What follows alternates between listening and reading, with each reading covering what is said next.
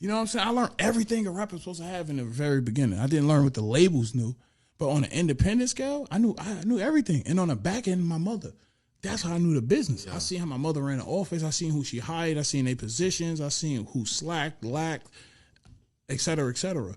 So I was just learning the whole business. That was my whole idea of doing it. I'm like, yo, what I'm going to do, I'm going to learn everybody's position around us so we could just cut everybody that's basically stealing, grimy, and XYZ.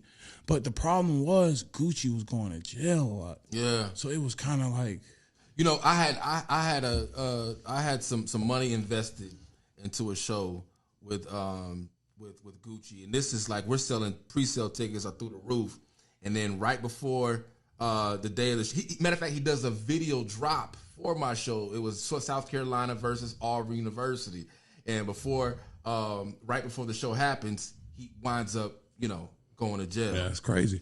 So with him going to jail, right? Mind you, this stuff I'm telling y'all, bro, it happens in like the span of a year and a half. If that. If even two. Yo, bro, he went to jail. I'm like, yo, people think I'm famous, bro, around like locally. Like we think we rich. Like, we locally famous and rich. I'm already was who I was before from Street Ties. Yeah. It just got even bigger. So now I got friends that rap. They want to rap. It's all kind of stuff coming at me. Mind you, I'm in the 20s. I'm young. I'm a young boy. Like I can't even handle all this, but I can handle this because I couldn't think like I can't handle this. I was like, nah, Waka, it wouldn't even be on your plate if you couldn't. You better figure it out. Yeah. Either you at the table sitting down or you on the menu. And for the first time, I ain't feel like I was on the menu. You know what I'm saying? I'm like, okay, I'm creating the scenery right now. So Goose went to jail. He had to do like 6 to 8 months. 6 months to a year. It left me in a limbo. Like for the first 3 months, I couldn't do nothing. I'm gonna keep it real. I was selling weed. I couldn't sell no weed. My face was hot. Couldn't hit no jugs, no licks. So you were almost like forced into the scene. I was forced to be a good guy. Gotcha. Because I ain't know, like, literally, I was just being real. I was just forced. Really, I wasn't even forced. I was given a choice for the first time in my life. Mm-hmm. That's what it was. I was given a choice, like Waka. Either you could, I found out the difference between a gift from the devil and a gift from God. So I started learning, like, yo, I was getting gifts my whole life, and the devil was giving up, thanking God the whole time. The devil was throwing these gifts. Yeah. Like it was sick. I learned that as young. It could definitely mislead you too. 100% misled. You misled because you grew up off a lie. So right then and there, it's you know what I'm saying? So at the end of the day, you got to think, man, growing up being a young black kid, the last thing you could do is be soft, cry. You have to be tough. You have to have like gator skin. That's immediately. I'm glad you said that because a couple of episodes ago, I did an episode about dealing with mental illness, anxiety, depression, and so forth. And I bring this up now. It's funny because I got a hood back where I'm from. You know what I'm saying? We grew up on a part of town where we had our rival on the other side of town. But I grew up my come up was my mom didn't want me out there fighting. However, all my homies was banging and doing their thing. I grew up in that. You see what I'm saying? But I wasn't about that. Not because I was scared or whatever. Not because I was afraid or whatever. Because I just didn't see the point of violence. You see what I'm saying? I ain't gonna front. That's how I was. But in the same token, man, I ain't gonna lie, man. I was enjoying punishing people that think they could put me on punishment.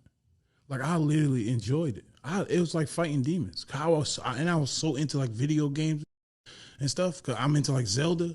So I'm adventurous as ever. So it felt like a one big game to me. Yeah. I'm not even gonna lie, bro. Like it didn't even feel like life. I don't even know what it felt like living until music came around. So, or playing basketball. That's what I thought life was. Do you feel that contributed to? Do you feel that contributes to some of our young black males that deal with depression because they're not able to express themselves as a man, a young man should? Honestly, I don't know. I couldn't even answer that. I just know my experience. I'm telling you, I don't know. I'm telling you, one of the biggest problems in the world is growing up in a house without both parents. It's deadly, bro. Not having a dad, bro, if I had a father, imagine where I'd be.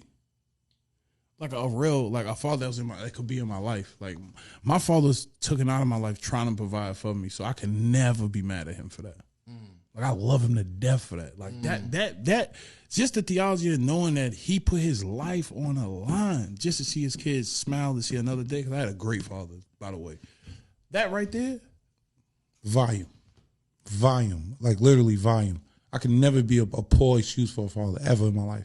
Knowing that the man that created me put his life on a line to live for me. Provide for when my father's in jail, when he was sick, he died of cancer. They used to make him walk. I read his transcript. They made him walk 2 miles to the hospital. Just to know I had a father that was that strong. Wait. Made him walk. His story is walk to the hospital. What do you mean? Like I just said, it's the unspoken. It'll be light in a minute, but just to know I had a father that strong and I got a mother that strong, it's impossible for me to be weak. Impossible. I figured that my father used his strengths in the wrong way, in a physical way, rather than a mental way. But so I took the mental approach. Do you feel like you have to always be strong, always be on go? Do you ever take time for yourself to just unpack and talk? Yeah, always. But you gotta think, man. I'm not coming from a family that know how to unwind and talk, and I come from a family that most black families don't. Man. Most black families don't. I preach that all the time. Most black families and most families in America. Let's not just make it a black thing. This is an American thing. That's facts. Man. That's facts. Like everybody just, you know what I learned, man, about like living in America, man. All the bad stuff it says black. No, bro, we all like that. Like I know everybody in every nationality. They don't know how to talk to each other. Not in 2021. That ain't happening. No, sir. So for me, I had to learn the things that my family didn't teach me or didn't know, and I couldn't fault them for it. And I'm still learning. Like I got little cousins that grew up, and I'm like, yo, who? It's sick. It's either I choose to live the whatever way that people want to call it, or I go find truth. So what prompts you to get your doctorate? Speaking about education and learning, what prompts you to get your doctorate in humanitarian? My apostle, man, my dean, Bridget. Shout out to the apostle. I didn't even know that was a degree. Yeah. That's dope. I just lived that out. That's dope, by the way. I didn't even like people like, oh, how he get that? And just so I ain't gonna lie, I was surprised. I seen that come on the news feed. I said, Waka got his degree. I said, no excuse. I got more degrees than that. Oh, word. They're just not televised. It's like, but for me, bro, I'm doing this because it makes me happy. And I'm not doing this because it makes anybody in the world happy. Like when people talk to me, bro, I literally stayed broke for years to prove to myself that money don't make me happy.